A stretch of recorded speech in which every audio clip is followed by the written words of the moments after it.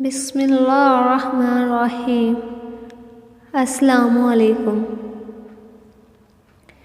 رسول اللہ صلی اللہ علیہ وسلم نے فرمایا، روزہ دوزخ سے بچنے کے لیے ایک ڈھال ہے، اس لیے روزہ دار نہ فحش باتیں کرے اور نہ جہالت کی باتیں، اور اگر کوئی شخص اس سے لڑے یا اسے گالی دے تو اس کا جواب صرف یہ ہونا چاہیے کہ میں روزہ دار ہوں۔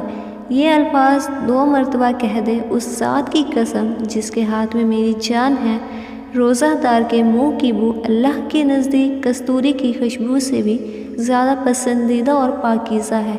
اللہ تعالیٰ فرماتا ہے، بندہ اپنا کھانا پینا اور اپنی شہوت میرے لیے چھوڑ دیتا ہے، روزہ میرے لیے ہے اور میں ہی اس کا بدلہ دوں گا، اور دوسری نیکیوں کا ثواب بھی اصل نیکی کے 10 گنا ہوتا ہے۔